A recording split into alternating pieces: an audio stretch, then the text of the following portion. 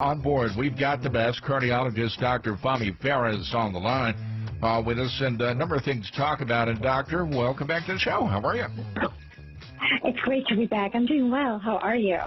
Oh, we're doing good. Thank you very much for dropping in, and you are by far one of the best at this, and thank you for talking with the drivers and everybody else out there. Tell folks about you, how you got started, and where they can find you up on the web. Where can they go? I'm Dr. Fahmi Farah, invasive cardiologist. You can find me at www.drfahmifarah.com, also on social media at Fahmi J. Farah on Instagram and Twitter. All right.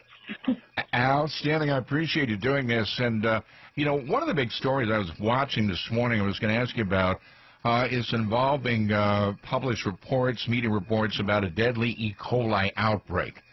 Linked to McDonald's Quarter Pounder, sickening 49 people in 10 states. Investigation ongoing.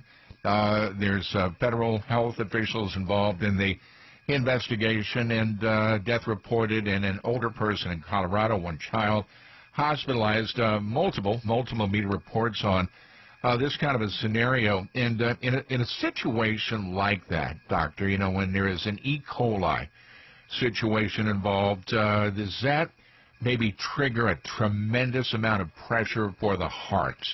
Does the heart try to react in overtime to maybe mitigate some of that? Is there any correlation there? Just wondering. What are your thoughts on it? There certainly can be, yes. Any kind of strain or stress, infection can cause stress on the heart, and especially those who have pre-existing conditions or high-risk factors like, high blood pressure, cholesterol, diabetes.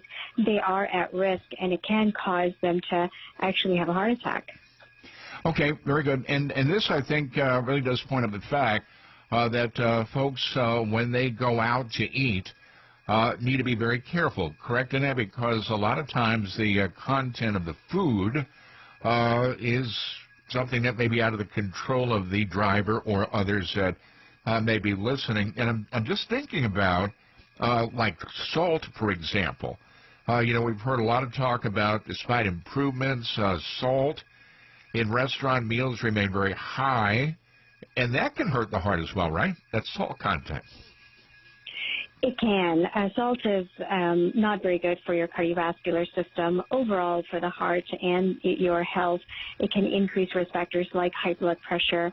It's not so good for the kidneys either. Okay. I know that many of the drivers that are out there listening, that they've got to rely on maybe going into a restaurant, kind of a grab-and-go thing, grab that food, and then off they go. So, is it safe to say, despite all of the talk about lowering the sodium content in food, maybe it's gone down in recent years, but still a long way to go, right, to make it even better, don't we? Oh, totally. It has a long way to go. If you look at some of the ingredients and the contents of some of the restaurants, and especially fast food restaurants, daily, and just in one meal, in one sandwich, they could have close to 6,000 sodium, which is 3 times more than your daily allowed content. So it's pretty incredible how much higher the sodium content can be when you're eating out. Okay, I would imagine, too, that salt, that it goes right to the bloodstream. Correct in that? I mean, is that the route it takes? Does that create more problems with salt? It does, yes. Salt is a sodium chloride. It's the sodium that we're worried about.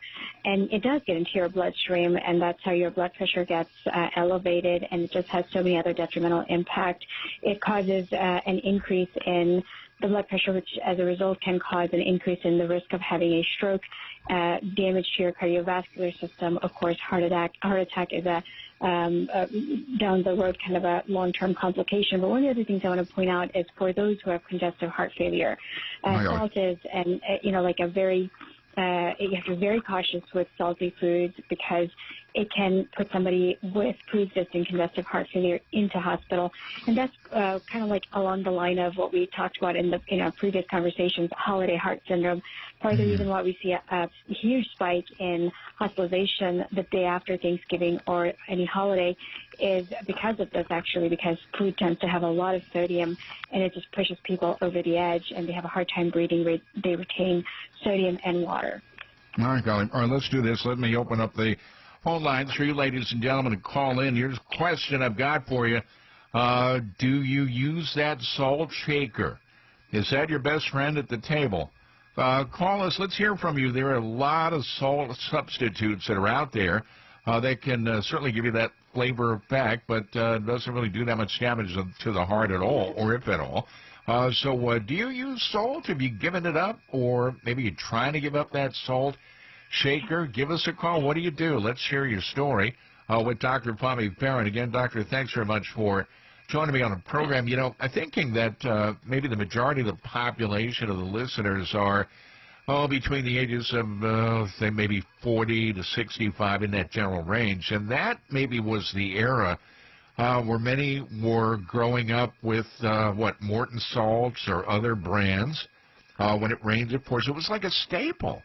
And that staple just follows you, right, from your childhood all the way into being an adult, doesn't it, with food choice?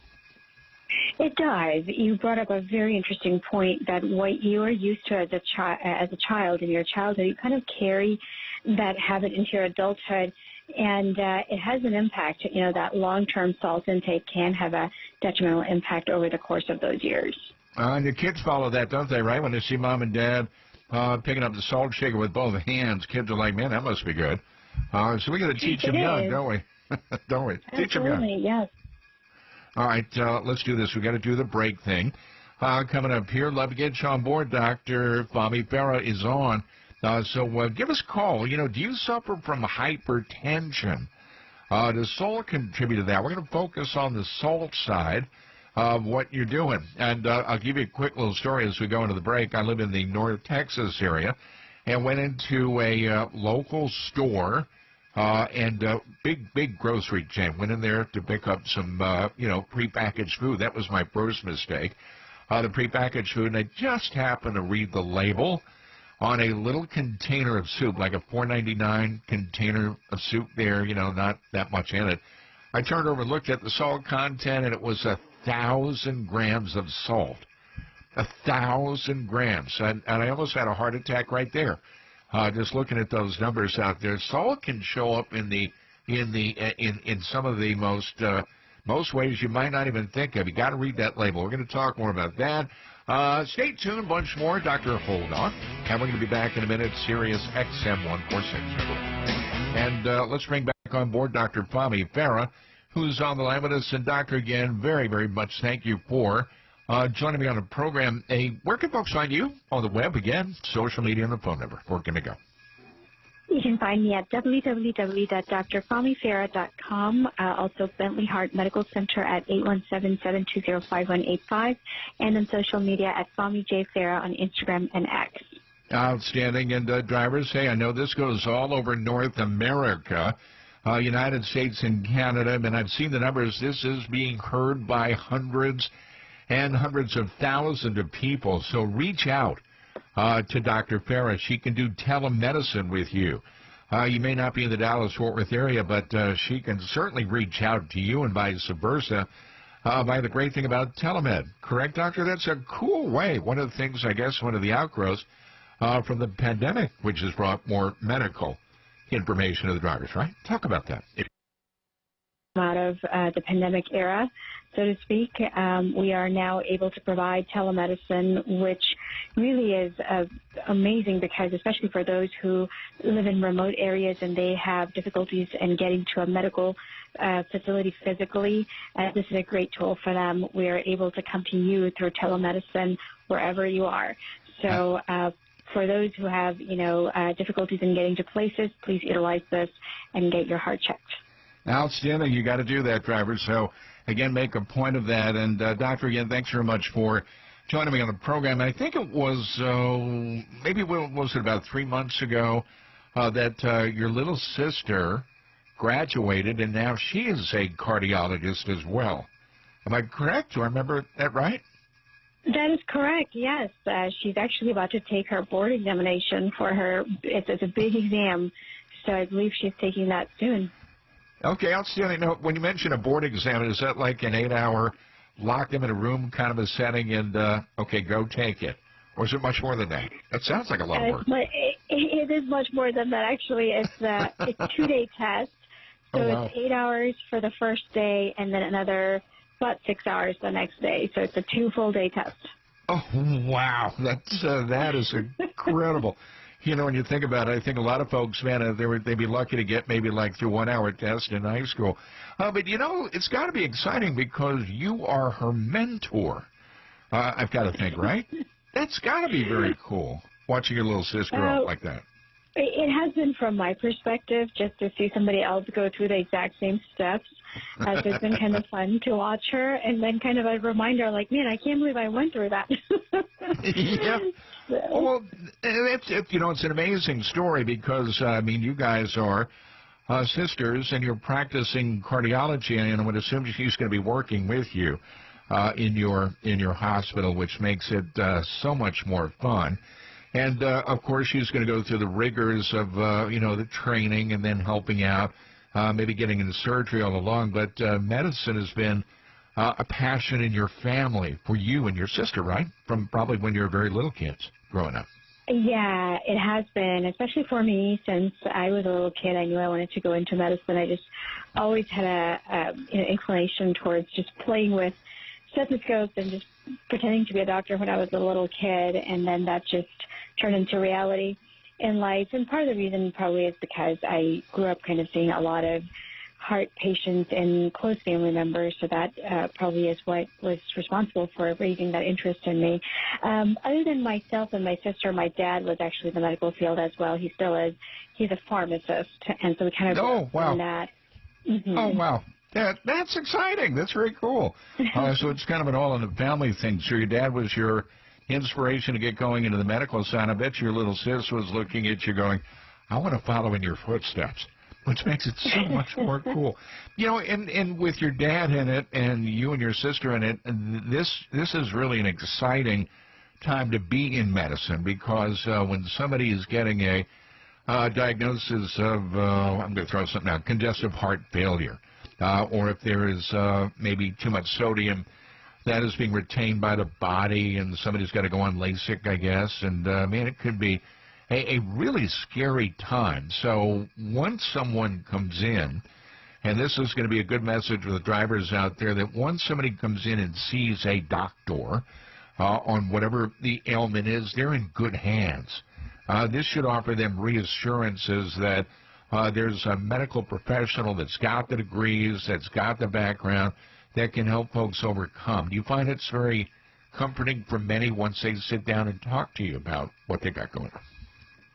Oh, absolutely. I see that every day in my practice. When I see patients come in, they come in quite anxious, especially the new ones when they're coming in for the first time. A lot of them have very high anxiety, high blood pressure.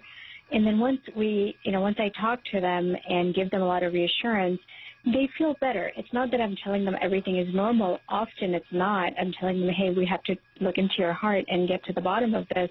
But just hearing that there's somebody competent, somebody who is trained to do this, giving them that reassurance that we will be okay regardless of what we find. We have great treatment available. That gives them puts them in a whole different mindset, and it helps. You mentioned that, just giving somebody that reassurance, and I've read stories about how there is such a lack of doctors or medical care in, like, rural communities. They may be, 50 miles from, say, a major city, where somebody can get get treatment and care for what's going on. How do you see that overall?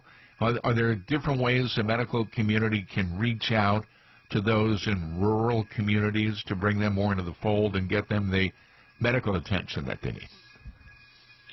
I believe we definitely need to work on that. We need to do a better job as a society to reach out to the rural areas. In the past, I'm talking about pre-pandemic, it used to be really bad because the rural areas, they really didn't have much access to good medical care. And now, post-pandemic, I do believe that has improved a little bit. just with telemedicine alone. But there are, medical groups that go to, they have what's called satellite clinic. We provide the same thing, part of our clinic. We have satellite clinic where we go there once or twice a month where we take a whole medical team, and we're there the entire day, and we will see those patients. It's not ideal because we're still not going there as often, but it's still a temporary solution because it gives them access to good medical care still. And so I do believe that we are working on it. We have come a long way, but there's still long ways to go. And so we need to think more innovatively, and that is something we're working on here at Bentley Heart, thinking innovatively and trying to come up with a solution at least in our capacity that we can provide. You mentioned getting started with Bentley Heart. How did that idea come to you? You are the founder, president, CEO. How did that come to you? That must have been quite a story. That's quite a story, isn't it? I think part of the reason is because I've been so involved with a lot of outside of clinic activities. I am the director for Global Health Alliance Foundation, so I do a lot of outreach kind of work, voluntary work, give lectures with some of the global platforms. And, health is the primary topic. And so access to health care is an issue. It's a worldwide issue, and it's something I deal with through those different platforms, and I address these. And so when I look back home, I'm working at a global scale, but then, here home is my priority where I provide care. And I see that, that's a huge issue here, right here at home. Just like you mentioned, 30 miles, 40 miles outside of where I practice medicine, which is Dallas-Fort Worth, right. There are rural areas, and we're not doing a very good job of providing care to those patients. So I think that what I'm doing in that global scale, it needs to be done here in a, at home, at a domestic level. And so that's what I'm working on at the moment with my crew. All right, drivers, that is your call. That is your call that you've got to get into the doctor. I mean, wherever you may be, listening across North America, go find a doctor and get you checked out. You are the best advocate for you. Nobody else is going to do this.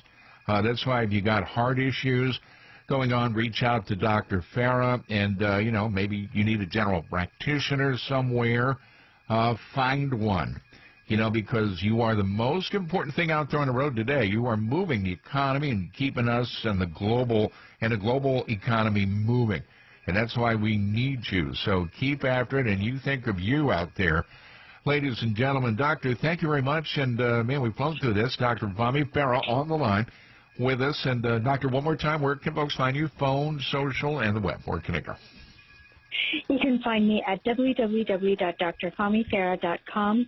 Also, you can call us at Bentley Heart at 817-720-5185. Also, find me on social media at Fahmi J. Farah on Instagram and X.